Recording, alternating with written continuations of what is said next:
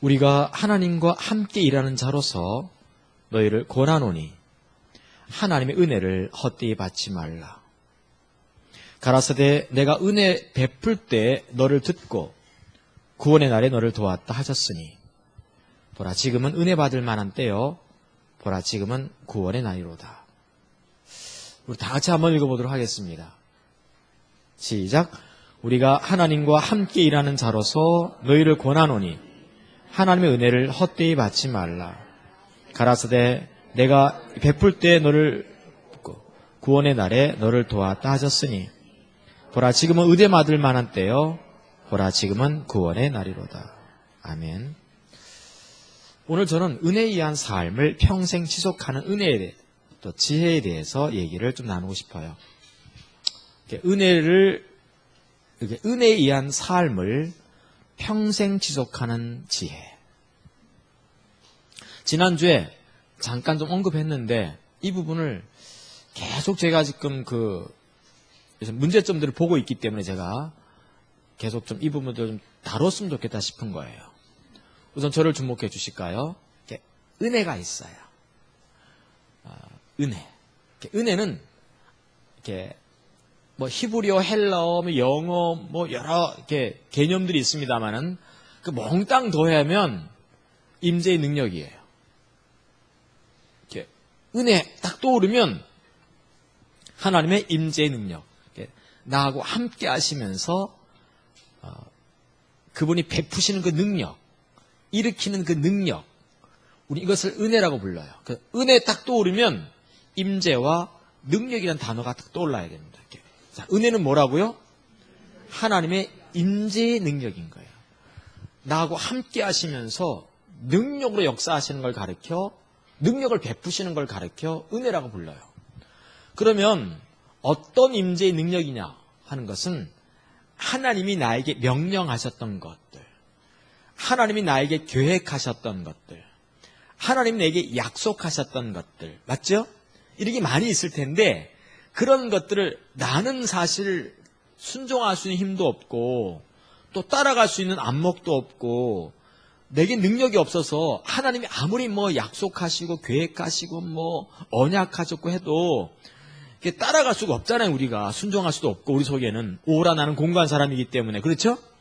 그래서 그것을 하나님의 자원으로 하게끔 하기 위해서 하나님의 능력으로 하게끔 하기 위해서 그분이 나에게 함께 하시면서 나를 도와주시고 지도하시고 인도하시고 깨닫게 하시는 그 임재의 능력을 가리킬 때 뭐라고 한다? 은혜라고 하는 거예요. 예를 들면 이거예요. 예를 들어 설명을 해야 돼요. 하나님이 나를 이제 목사로 삼기 원하셨어요. 네가 목사가 되라. 내가 중학교 3학년 때부터 예수를 믿었는데 그때 하나님께서 내 마음속에 목사에 대한 질투를 부으신 거예요. 목사가 되게끔 목사가 하나님이 나타나서 이러지는 않았어요. 얘야 네가 목사 되라 이러지는 않았어요. 알겠죠? 근데 내 마음속에 무슨 마음이 든 거예요? 목사가 돼야 되겠다. 목사가 진짜다. 이것만이 정말 보람 있는 내가 그 생각을 한 거예요. 자, 그분이 나를 그런 계획을 갖고 계셨다. 근데 나는 이제 부모님도 안 계시고 근근히 하루하루도 먹고 살기가 힘든 사람이었어요. 그러면 그분이 나한테 그런 계획을 갖고 계시면 어떻게 해야 돼요? 그분이 나에게 오셔서 나에게 도와주셔야 돼요. 알겠습니까? 나는 이제 하나님이 그래서 난 이제 신학교를 25인가 26세 제가 신학을 갔으니까 그 전까지는 이제 진학도 못했으니까 진학을. 그러니까 26세 이제 신학대학을 딱 들어갔는데 학비가 없다. 이제 그러면 나를 향한 그분의 계획을 그분이 입으로 이루어야 되잖아요. 맞습니까? 이루어야 되니까 나는 산에 올라가는 거죠. 산에 올라가서 밤에 그 추운 겨울날 산에서 하나님 내일 등록 마감 날인데 주님 저를 도와주세요. 이렇게 했어요. 기도한 거죠. 간절히 기도한 건 아니에요. 항상 이게 염두에 보면 사람들은 오해하더라고요. 보니까 그냥 간단하게 기도하고 그냥 이렇게 먼 산 바라보고 있었어요. 그냥 어떨 때는. 근데 그걸 이제 기도했다 그러면 1시간 동안 쥐야 막 기도만 한 줄 알아. 물론 기도도 했는데 또 기도도 쉬고 밖에도 이렇게 바라보고 그때가 7시에서 8시 사이 기도했거든요. 근데 1시간쯤 이렇게 기도하다가 쉬다가 이렇게 했는데 갑자기 어느 집이 딱 떠오르는 거예요. 갑자기 탁. 그래서 전 그걸 응답이라고 항상 좀 보거든요. 그걸 저는. 탁 지나가는 거. 그래가지고 이제 우리는 하나님의 사람들은 그게 있어야 돼요. 탁 지나가는 게 하나 있어야 돼요. 그걸 다윗은 뭐라고 표현했어요? 다윗이 기가 막힌 단어로 표현했는데 그거를 탁 지나가는 거. 늘 제가 가끔 얘기했는데 여조모사도 가끔 얘기하시는데 그 전에서 사모하게 하실 것이라. 그 전에서 사모한다는 말이 inquire 했거든요. 듣게 하신다는 거죠. 내가 그 주의 전에 거하여 주의 아름다움을 앙망하다 보면 그 전에서 딱 듣게 되는 게 있다. 지나가는 게 하나 있어요. 전 그거를 놓치지 않거든요. 가급적. 그래서 바로 산에서 내려와가지고 8시 내려와가지고 이제 그 집에 간 거예요. 1시간 정도 거리인데 혼자 사시는 분인데 넉넉하지도 않았어요. 근데 딱 가니까 정말 신기하게 봉투 하나를 다 이렇게 끄집어 주시더라고요. 그러면서 이제 처음이자 마지막입니다. 전 그 말을 똑똑히 기억하고 있는데 어쨌든 간에 처음이자 마지막보다는 뭡니까? 봉투가 더 귀하더라고. 그래가지고 봉투 들고 이제 그 다음날 아침에 눈 뜨자마자 그냥 비둘기호 기차 타고 대전까지 가는 거예요. 막 그냥. 그때 새벽 여명이 쫙 밝아오면서 어슴풀에 그냥 새벽빛 앞에서 모든 군상들이 다시 모습을 드러내기 시작할 때 시골에 지나갈 때 그 초가집 거기 굴뚝에서 밥 짓는 연기가 뽀록 올라오는 거 보면서 그걸 지금도 보면서 내려갈 때 그 기분 좋을까 나쁠까? 도와주시는 거죠. 요걸 은혜라고 불러요. 근데 예를 들면 딱 갔는데 이젠 기숙사 들어갈 돈이 없잖아요. 기숙사는 못 들어갑니다. 왜냐하면 방학 동안에도 나와야 되는 기숙사. 아예 기숙사 들어갈 돈도 없고 또 나와야 되니까 난 자취방을 얻어야 되는데 주머니에 돈이 하나도 없는 거예요. 그래서 제가 이제 가방 들고 이 바켓이라고 그러죠. 바켓에다가 이제 여러 가지 들고 대전역에 다 내렸는데 갈 데가 없어요. 내일 입학식인데 이제 갈 데가 없는 거예요. 여기저기 막. 입학식 참 일주일 후에 갈 데가 없어가지고 이렇게 있는데 가만히 생각해 보니까 군대에 있을 때 내가 병장 출신인데 하사 하나가 대전에 산다는 말을 들었던 거예요. 이름은 기억이 나고. 그래가지고 이름이 이형식이었어요. 그래가지고 기억이 나. 그래가지고 어떡합니까 이제 전화번호 박스에 갖은 거죠. 전화번호부가 옛날에 있었어요. 두꺼운 전화번호. 근데 전화번호부 이게 이형식이 이름이 있겠어요? 어느 교회를 다닌 걸로 알고 있는데. 그래서 탁 펴가지고 제일 굵은 글씨가 대전 제일 성결교회였어요. 그거 해가지고 무조건 전화를 따랑 걸린 거죠. 그래서 혹시 이형식 씨 거기 청년이 거기 있습니까? 그랬거든요. 그 전화 받으시는 분이 자기 아들인데요. 딱 그러는 거예요. 그날 로또로 사야 돼. 어쨌든 그래가지고 그래서 거기 가서 일주일을 또 버틴 거예요. 그냥. 이형식 씨가 목사가 됐더라고요. 그래서 홍철수 목사님하고 알더라고. 같은 지방에. 최근에 제가 30년 더 됐죠. 한 30몇 년 만에 통화를 했어요. 와, 참 이게 어떻게 홍철수 목사님 갑자기 이형식 씨라고 하냐서 어떻게 아냐고 했더니 내 이름을 이제 그분이 들었는가 봐요. 어디서. 성결교 목사님이지만. 그래서 제 이름을 들었다고 하면서 홍철수 목사님께 얘기해서. 근데 그래서 그렇게 하게. 그러니까 하나님이 내가 목사라고 한다면 나를 향한 목사의 계획, 어떤 계획이 있을 거 아니겠어요. 그러니까 그것을 나는 이룰 수 없거든요. 이룰 수 없기 때문에 그분이 나하고 함께 하시면서 뭐 하는 거예요? 나를 도와주시고 인도하시고 지도하시는 그분의 임재 능력을 가리킬 때 이걸 뭐라고 한다? 은혜라는. 아시겠죠? 이게 참 중요합니다. 예를 들면 어떻게 얘기하면 좋을까요? 지희가 여기 있다 하면 하나님이 여자를 얘기하거든. 참민이가 있다. 참민이는 목표해야 할 사람이지. 지희가 여기 있다 하면 그러면 이제 하나님께서 뭔가 부자가 이렇게 하나님이 이왕이면 부자가 더 낫겠지. 하나님이 부자로 만들어가지고 지희를 할렐루야. 아멘도 안 하네 그 이상하게. 아멘을 해야지 그 이루어지지. 옛날에 강대상에서 했던 말을 무조건 아멘하라고 막 그런 거 했잖아. 요즘 그런 게 좀 필요한 것 같아. 좀 믿음으로 받아들일 줄도 알고. 요즘은 딱 보고 있어. 분별만 한 점. 자, 근데 부자를 만들고 싶어. 근데 지금 지인의 집에 부자가 아닌 걸로 내가 알고 있는데, 그러면 부자로 만들어가지고 예를 들면 하나님 나라에 어떤 뭐랄까, 이렇게 베풀며 살게끔 만들 계획을 갖고 계시다. 그럼 이제 하나님께서 지혜를 어떻게 인도해야 돼요? 지혜는 그런 능력이 없잖아요. 어떻게 해야 됩니까? 어떤 생각을 주시는 거죠. 어느 집을 사거라. 맞습니까? 응. 딱 집을 샀는데 거기에 5배가 뛴 거야. 그리고 어느 땅을 사거라. 땅을 샀더니 그 인도를 받아야 돼, 안 받아야 돼요? 그래야 되는 거지. 갑자기 하나님께서 어느 날 그냥 돈다발을 그냥 수표로 내리 던지는 것은 아니잖아요. 어느 땅을 사게 한다든가, 아니면 무슨 사업을 하게 하신다든가, 아니면 돈 많은 사람에게 시집을 가게 만드신다든가, 뭐가 있을 거 아니겠어요? 아니면, 그래가지고 되는 거지. 하나님이 갑자기 돈을 하나님에서 툭 떨어뜨리는 분은 아닌 거예요. 그러면, 지인은 뭐 해야 되는 겁니까? 하나님께서 나를 이렇게 툭툭 이렇게 인도할 때 그걸 봐야 돼, 안 봐야 돼? 그거 볼 수 있는 게 은혜잖아요. 이해가 되나요? 정말 저 같은 경우는요, 서울에서 목회를 해야 돼요. 근데 우리 개척 이렇게 교회 할 때, 개척 교회가 월세 내기도 힘든데 서울에서 이거 사택 있기가 어려울까 쉬울까요? 사택 얻는 거는 불가능한 거예요. 사택 얻는 거 불가능한 거예요. 왜냐면 개척교회 홀 얻어가지고 월세 내기도 바쁜데 나는. 그러니까 나는 사택 한 번도 나는 얻어본 적이 교회에서 해본 적이 없어요. 물론 20년 전쯤에 어떤 분이 2천만 원을 한번 헌금한 적이 있었어요. 하도 사택이 없으니까. 근데 2천만 원, 그 당시 2천만 원 가도 쉽지 않, 물론 이제 얻을 수는 있습니다만은 서울은 워낙 오르잖아요, 이게 막 그냥. 할렐루야?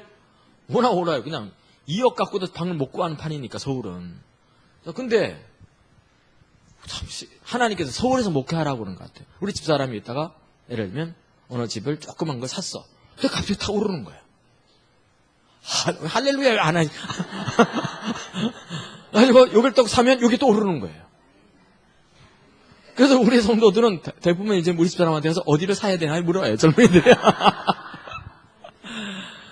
그럼 왜 그렇게 하시느냐? 서울에서 목회하게끔 하려고 하시는 거지. 안 그러면 서울에서 개척교회 하면서 할 수가 없는 거예요. 그 월세 내면서, 월세로선 못 사는 거거든. 개척교회 하면서 무슨 걸 목회를 할 수 있겠어요, 그게. 하나님이 우리 한 사람 한 사람을 보시면서 보시는 어떤 계획이 있고 뭐가 있잖아요, 이렇게. 있으면 그 뜻을 이루려고 하시면 뭐 어떻게 한다? 우리가 어떻게 된다? 인도에 가셔야 되거든요. 인도에 가시려면 그분이 함께 하시면서 뭘 보게 만드신다든가, 뭘 사게 만드신다든가, 뭐 이렇게 하는 역사가 있어야 되거든요. 자, 이걸 가르쳐 은혜라고 하는 거예요. 아멘? 은혜가 있어야 돼요. 은혜가 있어야 돼요. 제가 지금 좀 뭐라 그럴까? 극단적인 어떤 비유를 했는데 좀 미안합니다. 아멘? 네. 그럼 저분 부자가 되게, 그거 아니에요. 지금 어떤 분 또 나한테 물어봐. 사야 되냐 말아야 되냐. 우리 교인들이 그래. 사야 되냐 말아야 되냐. 팔으라고 그래. 그건 그렇고요. 중요한 건 뭔가 하면 하나님이 은혜를 받게 해야 돼요. 은혜를 입어야 돼요. 문제는 뭔가 하면 내가 이제 말씀드리고 싶은 것은 하나님이 예수를 처음 믿을 때라든가 주님과 처음 우리가 사랑을 나눌 때는 은혜를 부으세요. 근데 대부분 뭐가 문제가 하면 은혜를 까먹는 게 문제인 거예요. 전에 말씀드렸습니다. 엘리 같은 경우 은혜를 엄청 받았던 사람이거든요. 자, 엘리 제사장, 생각해보냐. 얼마나 은혜가 강력하게 부어졌는지 이 엘리를 통해서 국가를 몇 번 구원하세요. 그 태평성대를 이루십니다. 그런가 하면 엘리가 그 중심에 하나님 마음에 너무 합했기 때문에 어떤 계획도 베풀어 주셨죠. 엘리야한테는 네 자식 가운데 메시아가 태어날 거라. 네 자식 가운데 이스라엘 왕이 나올 거라. 막 이런 어떤 은혜를 붓고 계신 거예요, 엘리야한테.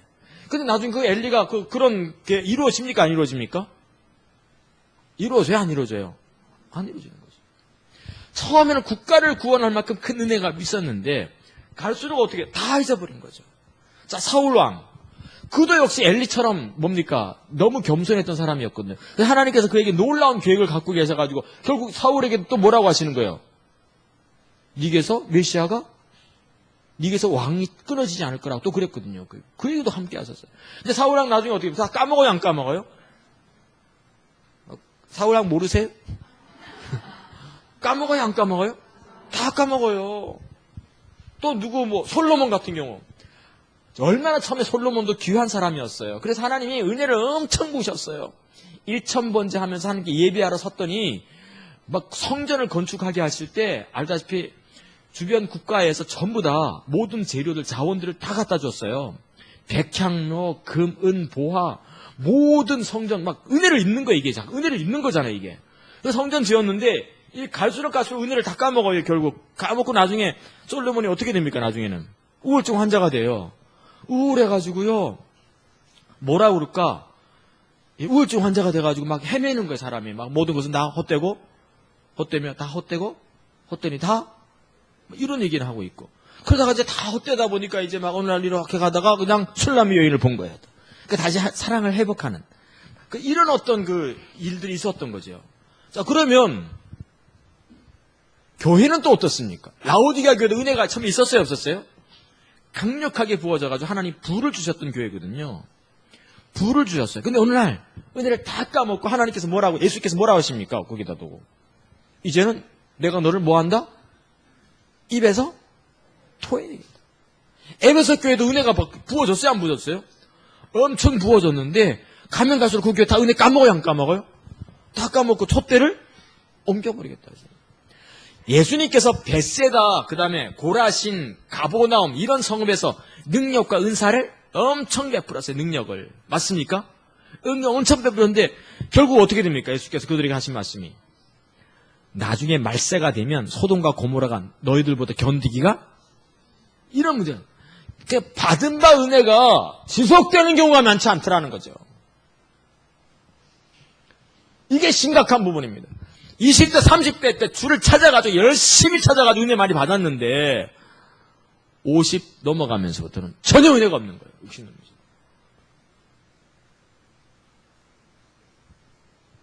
부디 바라건대 은혜가 지속되길 축복합니다. 근데 지속돼야 되잖아요. 할렐루야? 아니 죽을 때까지 은혜가 있어야 되잖아. 아니 20대, 30대 때 은혜 많이 받고 나서 40 살고 50 살고 60 살면서 은혜 다 까먹고 싶으신 분 없잖아요, 지금 우리가. 저는 오늘 좀 무슨 얘기를 같이 좀 나누고 싶은가 하면 그 은혜를 평생 뭐 한다? 지속하는 지혜가 필요해요. 근데 은혜가 없는 사람은 없어요. 은혜가 다 있어요. 하나님 은혜를 다 부어주세요. 예수님이 은혜와 진리가 충만하신 분이기 때문에 은혜를 붓는데 문제는 다 까먹는다는 거예요. 은혜를. 받은 만에 다 까먹고 나중에 없어. 초라한 종교의식 몇 가지 남는 거예요. 초라한 직분 몇 가지 남는 거예요. 초라한 거 몇 가지 남는 거죠. 이것 갖고는 안 되겠다는 거죠, 우리가. 은혜가 계속 좀 있었으면 좋겠어요. 나는 은혜가 지금 더 부어졌으면 좋겠어요. 은혜가 필요해요, 안 필요해요? 정말 은혜가 더 있어야 됩니다. 자, 근데 바울 같은 경우는 보니까 정말 그 은혜의 정의가 바울에겐 딱 적합한 거예요. 은혜가 정말 많이 부어집니다. 바울 같은 경우는 결정적인 순간마다 항상 바울은 뭐 합니까? 은혜란 말을 항상 써요. 구원받을 때도 어떻게 합니까? 에베소 2장 8절 9절에서 너희가 그 은혜를 인하여 믿음으로 말미암아 구원을.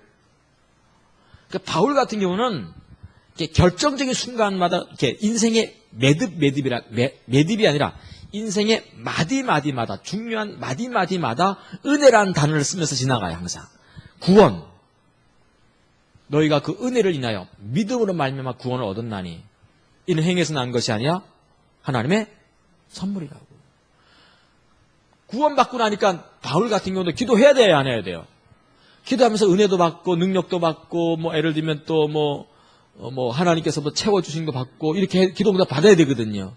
근데 바울은 사실은 구원받고 나서 하나님 앞에 좀 기도할 수 있는 좀 뭐라 그럴까, 이렇게 능청 떠는 게 좀 없었을 것 같아요. 나는 이렇게 보니까. 솔직히 아니 바울은 예수 믿기 전에 주로 어떤 사람이었어요?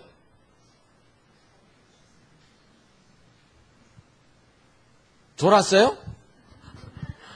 바울은 예수 믿기 전에 어떤 사람? 예수 믿는 사람들 다 잡아 죽이는 사람들이었어요.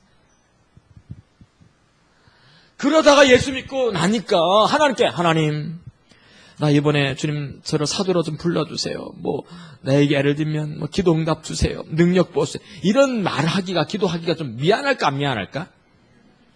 예수 믿는 사람 잡아 죽이다가 내가 구원 딱 받으니까 그때 확 안면 변해가지고 하나님 주시옵소서 이런 말을 할 수 있는 뻔뻔함이 사실 바울이도 없었겠죠. 그러다가 바울이 하나님 앞에 은혜와 능력과 기도응답 이런 걸 받을 수 있는 자격을 어느 날 깨닫게 되는데 이렇게 말합니다. 그거 좀 써놨나요? 어디 거기 뭐 써놓은 거 있습니까? 로마서 3장 23절 보시면 모든 사람이 죄를 나만 전했나? 나만 지었나? 다 지었지? 모든 사람이 죄를 지었음에 하나님 영광이 이르지 그리스도 예수 안에는 구속으로 말미암아 하나님의 은혜로 값없이 의롭다. 즉 자격을 얻는 자 되었다는 거죠. 의는 자격을 뜻하는 말이니까. 내가 자격을 얻었다는 거예요. 하나님 앞에. 결정적인 매듭이 아니라 이게 마디죠. 마디 하나에 굵직굵직한 구원이라는 어떤 마디, 그 다음에 기도 응답이라는 마디, 여기서 은혜로 자격을 얻게 되는 거죠. 이런 딱 지나면서 또 어떡합니까? 인생을 살면서 은혜 받고 이렇게 할 때 중요한 은혜가 뭐예요? 나를 향하신 그분의 계획을 보는 게 중요해. 부르심의 소망. 너희 마음 눈을 밝히사 하나님의 부르심의 소망이 무엇이며 바울은 그 기도하잖아요. 그러니까 우리가 인생을 살면서 나를 향하신 그분의 부르심의 소망을 좀 알아야 돼요, 몰라야 돼요? 나를 향한 그분의 계획. 그것도 하나의 마디인데, 인생의 중요한 마디인데 바울은 그때도 뭐라고 하는 겁니까? 그때도 그 에베소서 3장 7절과 8절에도 그게 나오는데 뭐라고 그랬습니까? 내가 하나님의 은혜의 선물을 따라 일꾼이 점점 되어갔노라.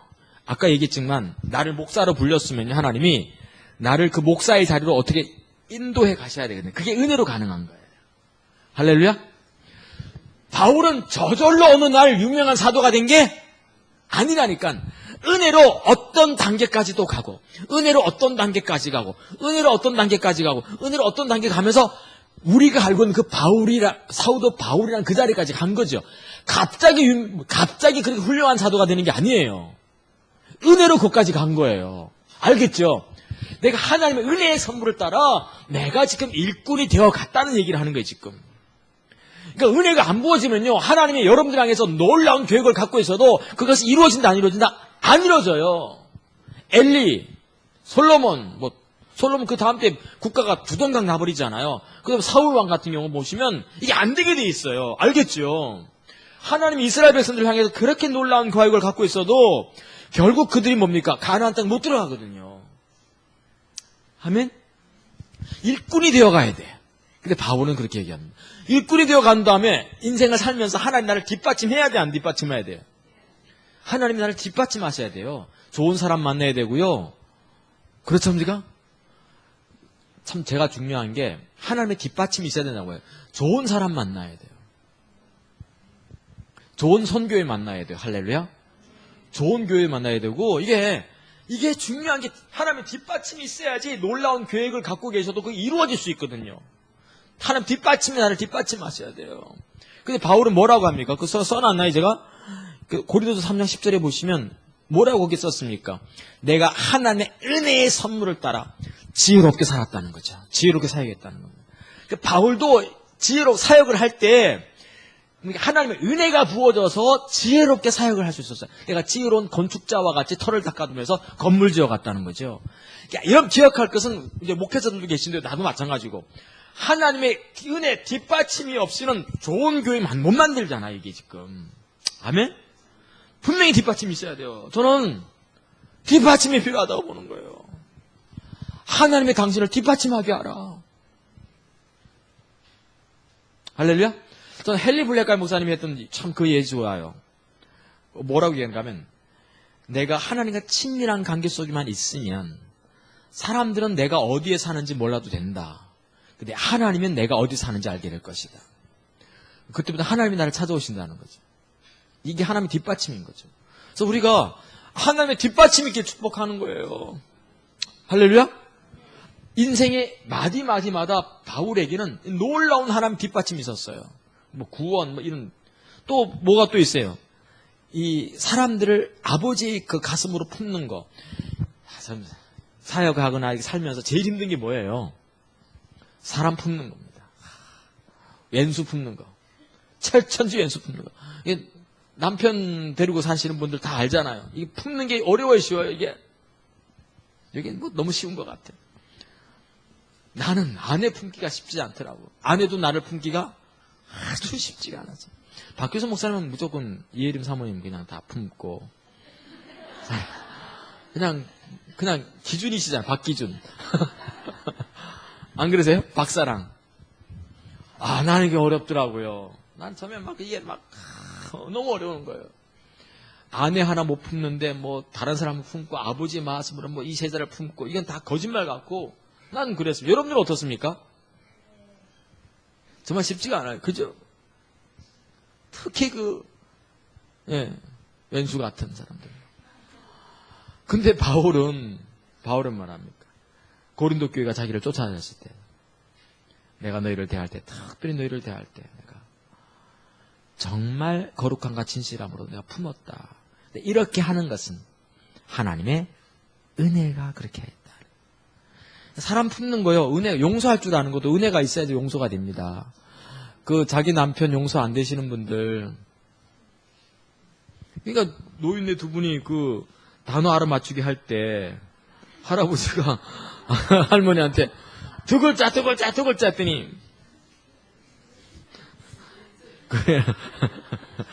그게 천생연분이었었는데 네 글자 했더니 처음에 뭡니까? 왼수 당신과 나와의 관계 했더니 왼수 했더니 네 글자 천생연분이었거든요. 근데 뭐라고 합니까? 평생연수. 우리가 그렇게 살아요. 품을 줄 아는 거, 누군가를 품을 줄 아는 건 절대로 뭐로 가능하다? 우리는 누굴 용서 못 하거든요. 은혜로만 품을 수 있어요. 은혜 아니면 못 품어요.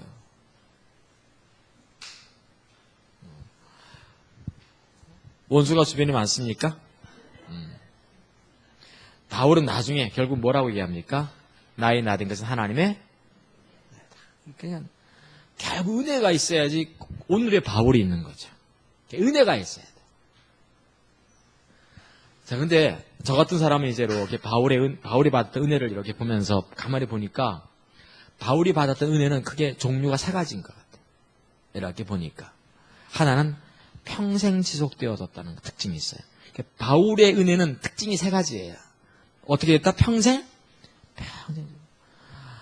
은혜는 받아야 되지만 이 세 가지 특징을 벗어나면 의미가 없어요. 한시적으로 그냥 한때 받았던 은혜가 무슨 소용이 있어요, 그거? 뭐 해야 된다? 평생 지속돼야 돼요. 할렐루야? 평생 지속되기 바랍니다. 두 번째, 바울이 받았던 그 은혜의 특징이 두 번째 뭐가 있어요? 고비고비 때마다 더 강력하게 부어지는 특징이 있어요. 바울이 이걸 알았던 것 같아요. 2차 선교여행 때 빌립보 갔을 때 알다시피 바울이 기도하러 다닌 거예요. 그냥 기도하러 다니는데 귀신 들린 여자애 소리치니까 고칩니다. 그렇죠? 귀신 쫓아냈더니 또 어떻게 됩니까? 화가 나는 사람들 또 바울을 두들겨 패고 그냥 가뒀어요. 감옥에. 그때 바울이 그곳에서 뭐 하는 겁니까? 바울은 알고 있었어요. 이미 고비고비 때마다 은혜가 더 강력하게 부어질 걸 이미 다 자기 약할 때 더 강할 걸 알고 있었어요. 내가 핍박을 받을 때 하나님의 능력은 더 강해지는 걸 이미 알고 있었던 고비고비 때마다 더 은혜가 부어진 거 알았어요. 그래가지고 어떻게 해야 됩니까? 그 밤에 일어나서 예배하고 감사했더니 어떻게 되죠? 강력하게 부어지는 거죠. 이게 바울이 받았던 은혜의 두 번째 특징입니다. 전 여러분들이 고비고비 때마다 은혜가 더 강력하게 부어지게 축복하는 거죠. 이게 은혜예요. 그 은혜라는 것은요, 우리가 힘들 때 더 강력하게 부어집니다. 약할 때 더 강하게 만들어져요. 약할 때 강함. 이게 은혜거든, 특징이. 이게 바울이 받았던 은혜의 특징. 근데 우리가 받은 은혜의 특징도 이거예요. 근데 고비고비 때마다 은혜가 없다! 그러면 문제가 되는 거지, 지금. 알겠죠? 고비고비 때. 바울은 그걸 알고 있었어요, 다. 심지어 바울 같은 경우도 뭐라고 그럴까? 좀 죄를 이기지 못할 때가 있었던 것 같아. 죄를 이기지 못할 때가.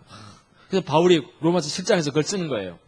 내가 탐욕이 뭔지를 알아가지고 성경을 보다가 탐욕을 없애려고 하는데 탐욕이 없어지지 않고 이게 어떻게 되는 거야? 더 내게 탐욕이 강화되고 심화되는 거예요. 바울이 뭐라 합니까? 내가 공부하자. 내가 이런 인간이라고 근데 그러다가 바울이 뭘 깨달아요? 결국 그가 깨달았던 게 죄가 많은 곳에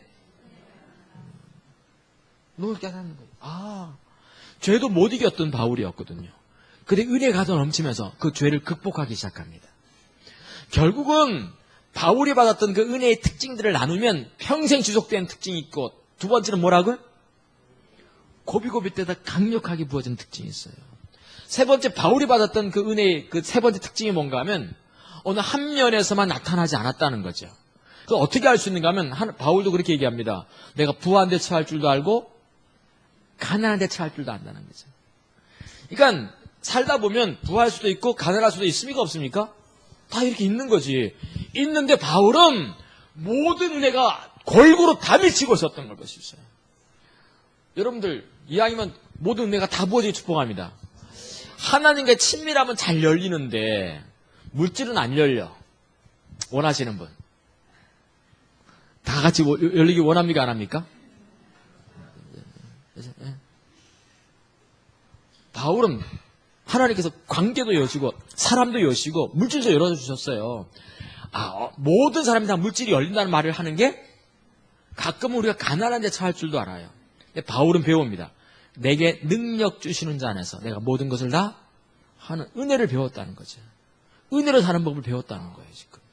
그러니까 모든 가난해도 은혜가 임하고 부해도 은혜가 임하고 내가 가난했기 때문에 절대로 비굴하지 않아. 내가 부해졌다고 해서 교만하지 않아. 가난해지면 사람은 비굴해지기 쉽거든요, 사실. 비굴한 웃음을 짓기 쉽잖아요, 우리가. 빚이 많으면. 좀 부하면 어떻습니까? 우월감에서 미소 짓기 쉽잖아요. 그러지 않고 그는 은혜로 살아가는 거예요, 자꾸. 이게 언제 어디든지 온전함을 잃어버리지 않는 이 은혜가 있었어요, 바울에게는. 우리가 이런 게 좀 필요해요. 할렐루야? 모든 면에서 다 은혜가 이렇게 축복합니다. 이게 바울이 받던 은혜의 세 번째 특징인데 이게 우리에게 동일하게 적용되는 은혜의 법칙이거든요. 이 은혜가 있었으면 좋겠어요. 하나님 이 아니면 아멘? 모든 사람 부자가 안 되더라도 하나님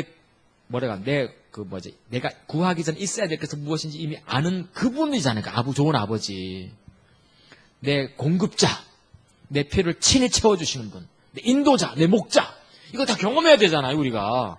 믿습니까? 좀 이런 거 은혜를 모두 입어야 돼요. 이 은혜가 필요한 거예요. 근데 문제는 이 은혜를 경험도 못할 뿐더러 경험했지만 금방 소멸해버리는 거예요. 그래서 이게 고민인 거예요, 우리가. 이거 어떻게 하면 이 내가 은혜의 그릇이 되어가지고 은혜가 늘 흘러 넘치는 그런, 나도 더욱 그렇게 원해요. 좀 그랬으면 좋겠어요, 우리가, 은혜가.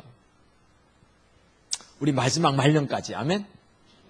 말년이라고 있습니까, 이름이? 김말년이나 이말년이나. 말년까지 우리 모두가 마지막까지 은혜가 넘쳐야 될 것 같아요. 근데 하나님의 사람들도 마지막에 은혜를 쏟으려고 해도 위험했던 지역이 있어요. 다윗도 그랬어요, 안 그랬어요? 다윗도 마지막 말년에 밧세바를 취한다든가 아니면 마음이 높아져가지고 인구를 계수하면서 흐뭇함, 교만함에 빠져가지고 큰일 날 뻔한 적도 있었고 다 그래요, 하나님의 사람들이. 그럼에도 불구하고 마지막까지 은혜를 다 이렇게 겸비하고 갖추고 갔던 사람들인 볼 수 있어요. 마지막까지 평생 가고요. 고비고비마다 넘치고 그 다음에 모든 영역에서 은혜가 다 넘치길 바랍니다. 이왕에 부산에 오시는 분들도 물질적인 면에서 경제적인 면에서도 은혜가 넘치길 축복합니다. 아멘. 이제 한 사람만 이제 넘친다. 아멘도 안 하는데 하나님 넘치게 할 것도 있겠나?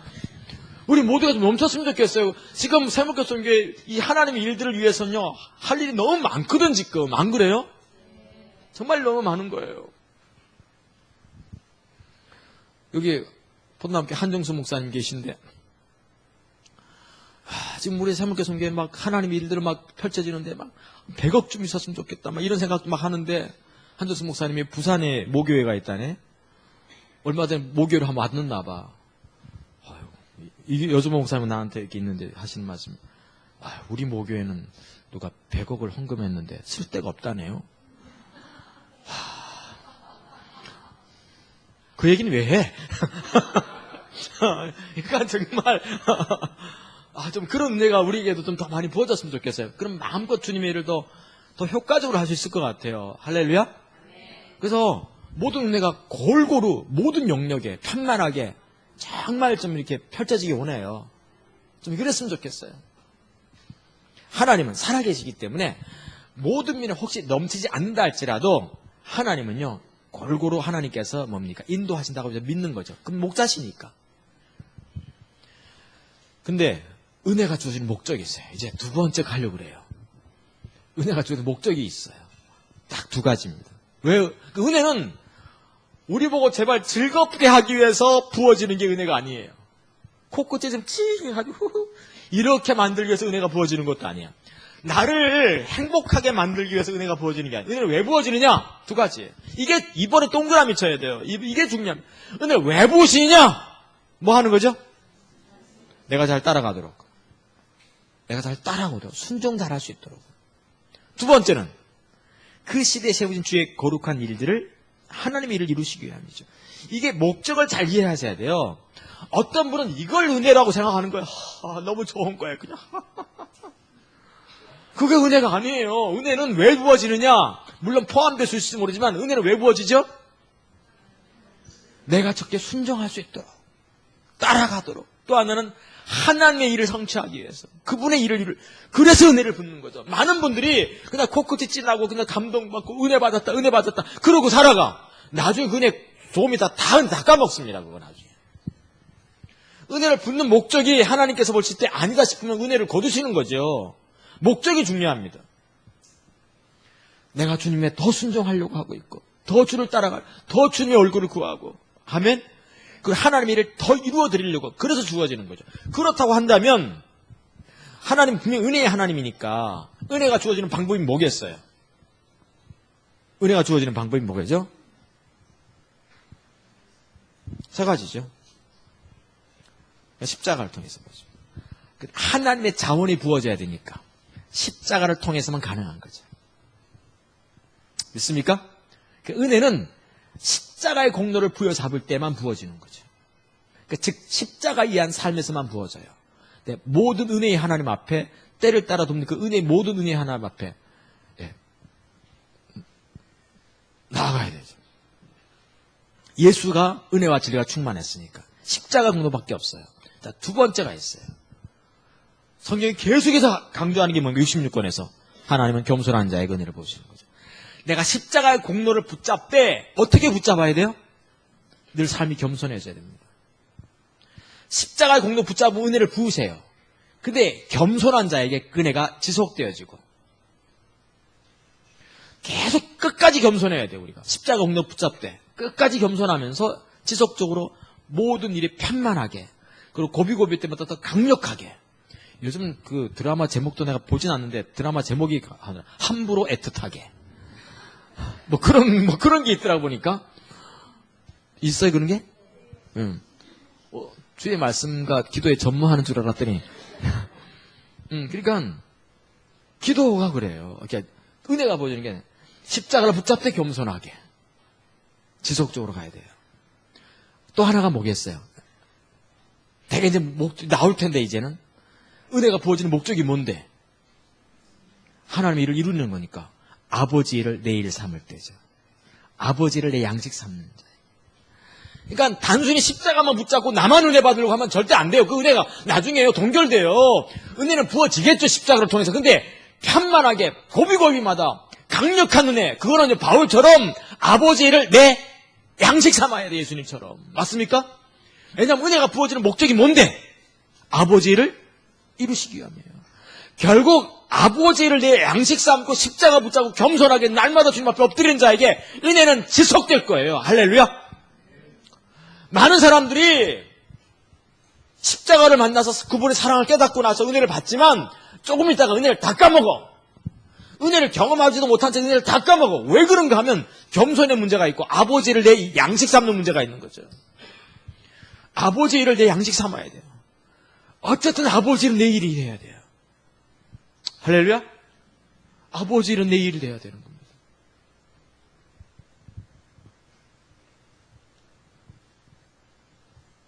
그런 자에게 하나님께서는 그 하나님의 일 이루시기 위해서라도 능력을 붓는 거예요. 임재하시는 거죠. 또 이것이 뭡니까? 이렇게 은혜가 우리에게 주어지는 세 가지 통로라고 제가 본 거예요. 근데 은혜와 연관해서 오해가 좀 있어요. 크게 두 가지 오해가 있는데, 써놨나요, 제가? 예. 은혜는 뭐하다? 영원하다는 오해가 있어요. 하나님 은혜의 하나님이니까 은혜는 한 번 받은 은혜, 영원한 은혜인 줄 알아. 우리가 다 해병된 줄 알아요. 한 번 해병이면 영원한 해병인 줄 알아.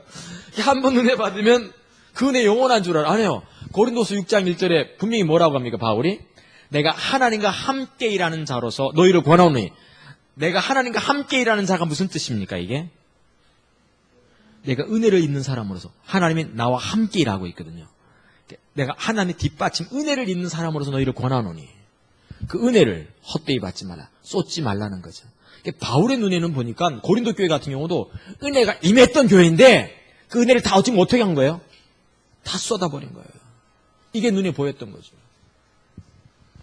그러니까 처음에는 예수 믿고 처음에는 그냥 꼬꼬댁 닭이 돼가지고 꼬꼬꼬꼬 같이 꼬나 다 알 잘났다가 좀 지나면 어떡하 40년, 20년만 지나면 다 묵은다가 돼가지고 꼬꼬댁이 아니라 낮밤으로 막 그냥 지저대면서 이제 막 알은 하나도 못 넣고 은혜가 없어요.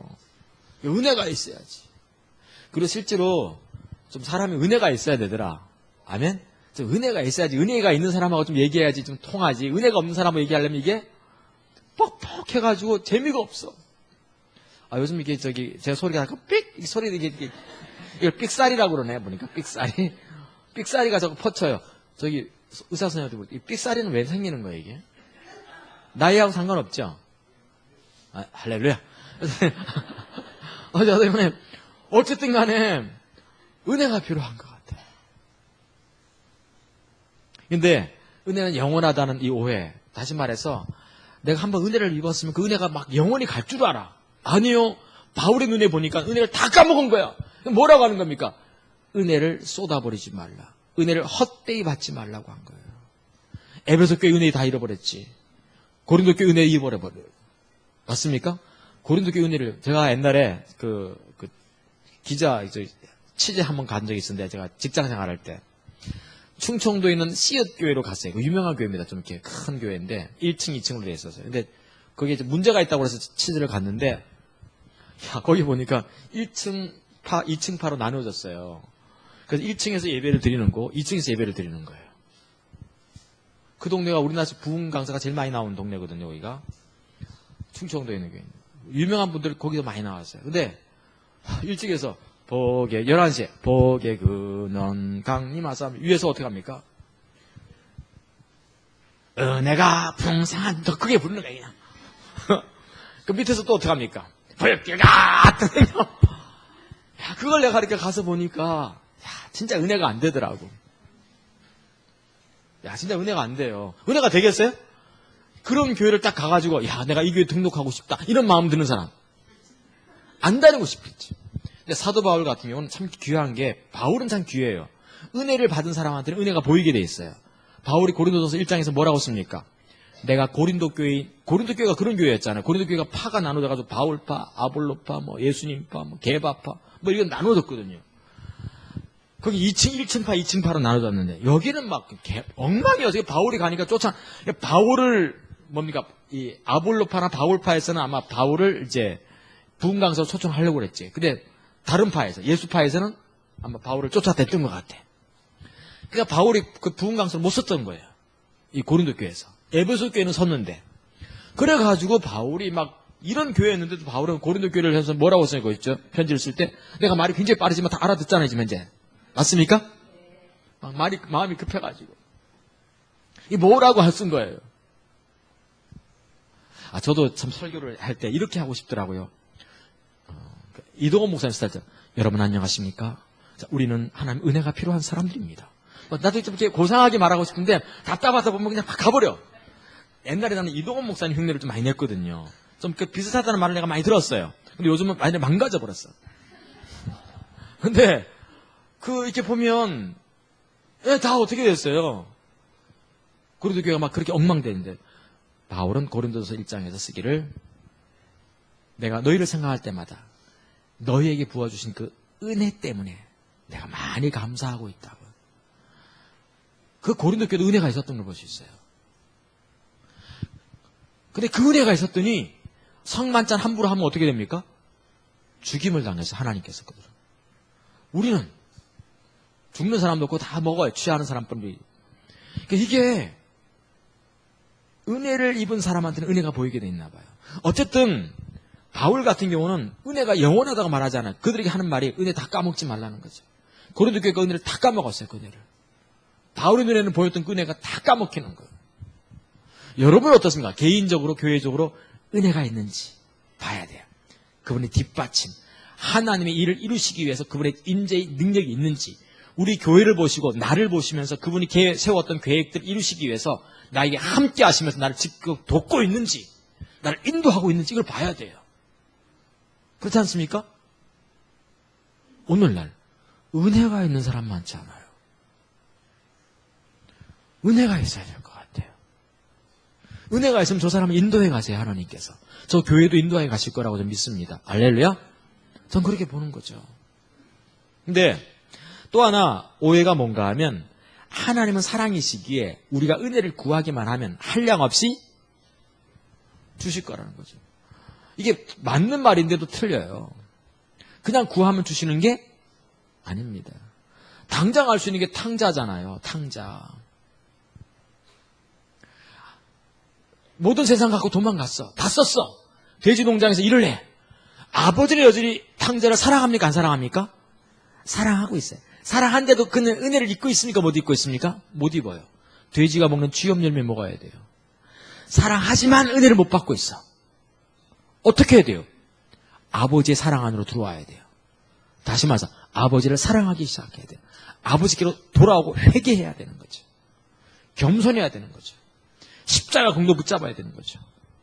아버지의 일을 내 일, 양식 삼기 시작해야겠죠. 맞습니까? 우리 필요한 게, 아버지 사랑이시니까 은혜 부어주실 거야. 절대 그렇지 않습니다.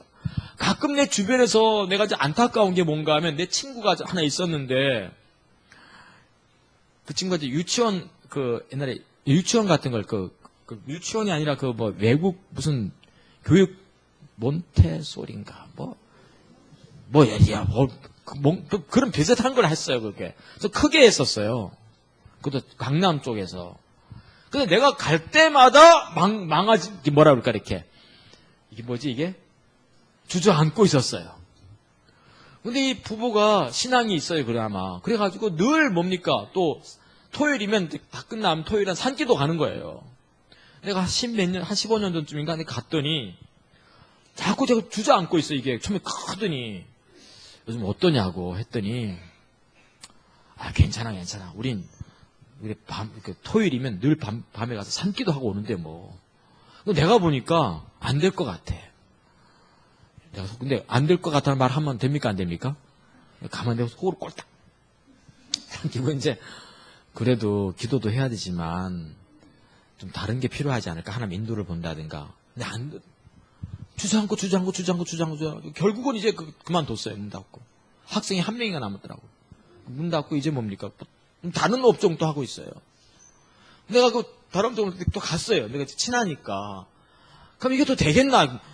은혜가 있으면 보이잖아요. 이게 은혜가 하나님 인도가 있는지 없는지 보이잖아요. 지금 안 보이는 거예요. 지금. 그럼 뭘 해도 안 되게 돼 있거든요. 은혜가 보여야지 뭐가 되지. 뭘 해더라도. 아멘. 하나님 은혜가 있어야지. 즉 하나님은 사랑하는 자가 되어야지 모든 일에 합력해 선이 되는 건데, 선이 안 될 것 같은 거예요. 지금 현재. 그게 너무 안타까워요. 근데 그런 분들이 많아요. 하나님은 사랑이시니까 내가 기도하면 뭐 될 거라는 것. 그건 율법주의죠. 그렇게 해서 되는 게 아니잖아요. 그분이 은혜가 있어야 되거든요. 바나바 같은 경우는 안디옥 교회에서 부름을 받고 딱 갔더니 안디옥 교회에 뭐가 있는 걸 본 거예요? 은혜가 위에 머물러 있는 걸 본 거예요. 은혜가 있어야 돼요. 오늘 우리가 좀 돌아봐야 될 게 뭔가 하면, 은혜가 있냐는 거지, 우리에게. 우리 교회라든가 내 개인에게, 우리 가정에게 은혜가 있냐는 거예요. 이걸 우리 냉철하게 한번 살펴볼 필요가 있어요. 할렐루야? 내 자식에게 은혜가 있냐 하는 거죠. 나에게, 내 아내에게 은혜가 있냐 하는 거죠. 내 가정에, 내 교회에, 내 성도들한테 은혜가 있냐 하는 거죠. 내가 하고 있는 이 모든 일들 가운데 은혜가 머물러 있느냐 하는 거죠. 내 사업체에 은혜가 있냐는 거죠. 은혜가 있기를 축복합니다. 근데 은혜는 지속돼야 돼요. 자, 근데 지속되려면 한 3가지가 중요한 것 같아요. 십자가 오법청에도 간략하게 나왔던데, 중요한 게 첫째 뭐 한다? 감사해야 돼. 감사해야 되는데 이게 그냥 감사하면 안 돼요. 그냥 그렇게 이 십자가 범책을 읽어버리면 의미가 없어요. 감사하는데 두 가지를 주목해야 돼요. 하나는 뭔가 하면 범사에 감사라는 말인데 그걸 범사에 감사하셔야 돼요. 그냥 감사. 예를 들면 범사라는 것은 특별히 어디에가 강조된 단어입니까? 범사? 좋은 일보다는 나쁜 일이 강조된 단어가 범사잖아요. 예를 들면 지금 예를 들면 우리 김민환 집사님 여기 계시다. 근데 오늘 화요 집회 끝나고 딱 밖에 나갔는데 어떤 사람이 길을 가다가 예수 믿으세요? 예. 이게 뭐 집회하는가 봐요. 예. 매주 오세요? 예. 귀하네요. 너무 귀하다. 제가 지금 1억짜리 수표 있는데 그냥 가지세요. 이러면 그러면 그럼 김민환 집사님 감사하겠어요? 안 하겠어요? 1,000만 원 분명히 헌금할 거라고 믿어요. 아멘. 11조 내겠어요? 안 내겠어요? 하여 집회에다 11조 낼 거야? 안 내겠어요? 1,000만 원. 1억 주면 누가 대답 안 하네. 그때는 누구나 다 감사한다니까. 문제는 뭔가 하면 딱 나갔는데 예수 믿으세요? 예. 매주 오세요? 왜 차를 아무데나 사가지고 말이 막 사가지고 막 받은 말을 막 덤벼들었다. 그때도 감사하는 게 필요합니다. 첫째는 그 범사에 감사하는 단어를 기억해야 됩니다. 알겠죠? 두 번째, 감사와 연관돼서 중요한 게 뭔가 하면 왜 지금 내게 이런 은혜가 부어지고 있는지 주목하는 감사가 필요해요. 왜 이 은혜가 부어지고 있냐는 거예요, 지금 이제. 우리가 은혜를 받으면 그냥 좋아하는 거예요. 제가 가끔 이제 집회 같은 데 이렇게 가면 막 이렇게 여러 가지 얼마 전에 저기 어떤 그 교회 집회를 갔더니 은사가 강력한 교회를 집회를 갔어요. 은사가 많이 부어지는 교회야. 근데 그 교회는 이상하게 은사자들이 많은데도 불구하고 또 나를 또 이렇게 좋아해요. 뭐 은사가 이렇게 나 할렐루야 이러지 않잖아요, 제가. 가서 이제 이렇게 집회를 했더니 거긴 참 이게 그 여러 가지 골고루 은혜가 부어집니다. 한 사람이 이제 희락의 영이 부어지는 분이 계세요. 기도사에 손만 대면 막 이렇게 그냥 한 시간 내내 웃어요, 이렇게. 자, 그 귀합니까? 안 귀합니까? 근데 분명히 내적 치유가 될 것 같아. 그거 한 시간만 하면 난 저절로 내적 치유가 될 것 같아. 근데 은혜가 그거 하라고 웃으라고 부어지는 거는 아닌 거죠. 단순한 내적 치유만이 목적이 아닌 거죠. 하나님의 일을 이루려고 하는 거거든요. 그 사람을 그럼 하나님이 하신 거 따라오게끔 하려고 하는 거거든요. 이해가 되시죠? 그래서 은혜가 부어질 때 왜 내게 희락의 영이 부어지게 하는가? 내게 왜 물질적인 그 부분들이 더 채워지고 있는가? 이 봐야 돼요. 그러면서 감사를 하는 거죠. 알겠죠? 감사하지 않으면 한 5가지 문제가 생겨요. 첫째는 마음 높아집니다. 두 번째는 결과물을 내 노력의 대가라고 착각하기 쉽습니다. 결과물들을. 내가 노력했으니까 됐지. 세 번째는 다른 사람들을 멸시하기 쉬워요. 그런 결과를 얻지 못한 사람들. 네 번째는 늘 부족을 느낍니다. 라오디게아 교회처럼. 늘 부족을 느껴요. 다섯 번째가 육체를 자랑하기 쉽죠. 고린도 교회가 늘 부족을 느꼈던 교회고 육체를 자랑하는 교회가 고린도 교회였던 것을. 그러니까 고린도 교회처럼 늘 부족을 느낄 수 있어요. 우리가. 그렇게 부어져도 감사하지 않으면 아무리 은혜가 부어져도 어떻다? 절대로 뭘 하다? 부족을 느끼게 돼 있어요. 이게 충분하지가 않은 거예요. 늘. 이해가 되시나요? 네. 그래서 감사가 너무 중요해요. 하나님 왜 은혜를 붓고 계시냐고. 이게 너무 중요한 부분입니다. 고린도 교회는 항상 그게 문제였어요. 다만 안디옥 교회는 어땠습니까? 은혜가 딱 부어질 때 어떻게 했습니까? 왜 이 은혜를 붓는가를 염두에 두기 시작했던 거죠. 그래서 안디옥 교회하고 예루살렘 교회가 참 대비가 잘 되는데 하나님이 예루살렘 교회는 은혜를 많이 부으셨어요? 안 부으셨어요? 엄청 부으셨어요. 첫날 마가의 다락방에서 설교했더니 몇 명 구원받아요? 3,000명. 일주일 만에 안전맥이 일으켰더니 몇 명 구원받아요? 5,000명. 일주일 만에 몇 명? 8,000. 강력한 은혜가 부어진 거죠. 강력한 은혜가 부어졌는데 그 사람들은 그 은혜를 부어가지고 자기들끼리 모여가지고 뭐 한 거라고? 그냥 즐긴 거예요. 그냥 희락의 영으로 즐긴 거죠. 그냥. 그랬더니 왜 은혜가 예루살렘 교회에 부어졌는지 그걸 까먹었어요. 그랬더니 어떻게 합니까? 예루살렘 교회가 핍박이 나서 깨어지고 깨어진 자들이 가서 안디옥 교회를 세워요. 다시 말해서 하나님께서 그들을 향하신 목적이 있었는데, 계획이 있었는데, 그들이 받은 바 은혜를 가지고 그 목적을 깨닫지 못하니까 그 목적이 어디로 옮겨가는 거예요? 안디옥 교회로 옮겨간 거예요. 그리고 그 위에 은혜가 딱 머물러 있었어요. 사람들의 수가 자꾸 더해지고 있었거든요. 그때 바나바가 가가지고 그 은혜를 딱 보면서 이 은혜가 왜 부어지고 있는지를 주목해 보기 시작한 거죠. 결국 사도행전 13장에 보시면 성령이 가라사대 내가 불러 시키는 일을 위하여 바울과 바나바를 따로 그 목적에 동참하기 시작합니다. 그렇죠? 그러니까 항상 하나님이 왜 은혜를 붓는가를 봐야 돼요. 왜 하나님이 나를 부하게 만들었는지, 왜 하나님 나에게 이런 은혜를 부어주셨는지, 왜 하나님 내게 이런 은사를 부어주셨는지, 그 은혜가 부어지는 목적을 주목할 필요가 있다는 것이죠.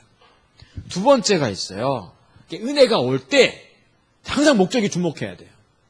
두 번째가 온 삶으로 뭐 한다? 그 목적에 동참해야 됩니다.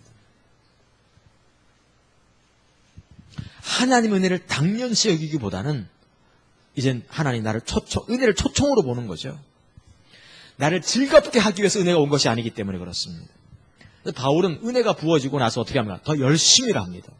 바울은 진짜 열심히 일했어요. 온 삶으로 동참하기 시작한 거죠. 자기 목숨도 조금도 아끼지 아니하고 기꺼이 목숨을 걸고 그 하나님의 목적에 동참하는 걸 볼 수 있습니다. 우리가 좀 이랬으면 좋겠습니다. 할렐루야. 우리 다 이렇게 해야 돼요. 동성애 책 다 사는 거예요. 그냥 군선교 다 하는 거예요. 할렐루야. 뭐 섬기러 갈 일이다 다 섬기는 거죠. 아멘. 그렇게 하는 거예요. 그렇게 바보 같아. 어떨 때는 이 바보 같은 거예요. 바보 같은데 돌아보십시오. 하나님이 이것저것 채우나 안 채우나. 반드시 채웁니다. 제가 경험 늘 하잖아요. 저희 교회가 2003년도에 너무 어려웠어요. 막 신천지에 가기도 하고 막 목사도 싫다, 세물교도 싫다, 여주봉도 싫다, 김교현도 싫다. 2주간 예배를 못 드렸어. 남은 사람은 한 20명대. 그때가 2003년이었어요. 그때가 8월이었거든요. 근데 9월, 10월, 11월 딱 가서 컨퍼런스 다 끝났는데 컨퍼런스 끝나는 날인가 갑자기 여 목사님이 김영식 목사님과 김경 목사님 좀 중국 다녀와야 되겠다 집회. 다음 주 바로 가래. 오늘이 지금 수요일인가 목요일인가 그런데. 그러니까 여행사 바로 알아보니까 특급 비자를 받아야 되는 거예요. 하루 만에 나오는 거. 그게 엄청 비싸. 비행기 표도 바로 끊어야 되니까 그러니까 1인당 100만 원 넘는 거예요. 비행기 값하고 그것만 해도. 아내하고 둘이 가니까 200만 원인 거예요. 지금 교회는 그 해 폭삭 투자하자는데 김영식 목사님네도 뭐 사람들 와장창 나간 지 얼마 안 됐는데 그래서 막 수혈하듯이 다 털탈 털고 막 교회도 털 털고 우리 개인 돈 털털 두고 간 거지요. 신기하게도 그 이후로 선교비가 마르지 않아요. 아멘? 어디서 헌금하는지 사람들이 선교비를 헌금하기 시작하는 거예요. 그게 재정이 그때부터 늘어나기 시작하더라고요. 하나님이 그걸 보시는 것 같아요. 거기다 대고 제가 아유 우리 교회 지금 재정도 없고 나 돈도 없고 중국 못 갑니다. 그러면 될까 안 될까? 안 되는 거죠. 중요한 건 뭔가 하나님의 목적이 보이면 무조건 온 삶은 동참하는 거예요. 일단 막 하다 보면 되게 돼 있어요. 전 그걸 하나님께서 하라고 채운다고 전 믿는 거죠. 반드시 그렇게 하나님 채운다고 믿는 거죠. 세 번째가 바나바가 안디옥 교회에 가가지고 은혜를 받더니 뭐라고 합니까? 바나바가 뭐라고 했죠? 하나님의 은혜 가운데 주와 함께 사도행전 11장 23절입니다. 주와 함께 머물러 있으라. 이게 주와 함께 머물러 있으라. 은혜가 있는 걸 보고 딱 얘기해. 주와 함께 머물러 있으란 말이 뭡니까? 머물러 있으라 줄 긋고 붙어 있으라 그 말이죠. 붙어 있으라가 무슨 말입니까? 하나님과 함께 하라는 말입니다. 부지런히 하나님 찾으라는 거예요. 그분 존중 여기면서 있으라는 거죠. 하나님 찾으라는 거예요. 계속 주님 안 그러면 하나님 은혜를 어떻게 된다? 금방 다 잃어버려요. 강력하게 은혜가 부어져도 하나님 안 찾으면 어떻게 될까요? 그 은혜 다 사라집니다. 줄기차게 신앙의 본질에 서서 그분 추구하고 그분 알기를 저는 개인적으로 그렇다고 생각합니다. 정말 신앙의 본질에 서고 하나님의 얼굴을 구하는 사람은 나타나는 특징이 있어요. 그게 뭔가 하면 한 두 가지일 것 같아요. 하나가 뭔가 하면 내 행복, 내 비전, 내 꿈, 내 젊음, 내 시간 이런 것보다도 하나님의 일이 너무 귀해서, 하나님 임재가 너무 귀해서 끊임없이 그분의 은총이나 신임이나 하든가 그분의 임재를 구하게 돼 있다고 저는 보는 거예요. 내 것보다도. 두 번째 특징이 있는데, 살면서요 어떤 보상이 주어지지 않더라도 주님이 나의 유일한 상급이 돼 있을 것 같아요. 교인들이 알아주지 않고 주변 사람이 알아주지 않고 다 알아주지 않아도 주님은 나의 뭐가 되어 있다? 유일한 상급이 되어 있을 것 같아요. 다 잃어버려도 기꺼이 거기에 삶을 투자할 것 같아요. 저는 오늘 그냥 이렇게 쭉 급하게 그냥 막 이렇게 설교도 하고 말도 좀 빨랐지만 이해가 되시죠? 은혜가 지속적으로 뭡니까? 감사하고 온 삶을 동참하고 뭐라고요? 주께 붙어있어 줄기차게 찾아가는 거죠. 그런 자에게 하나님은 그 은혜를 더 지속적으로 붓고 편만하게 붓고 골고루 붓되 마디마디마디 더 강력하게 부으시기 시작하고 평생 지속하여 은혜를 부으실 거라고 저는 그렇게 믿습니다. 그래서 은혜가 우리 가운데 가득하길 축복합니다. 은혜 잃어버리지 맙시다 우리. 아멘.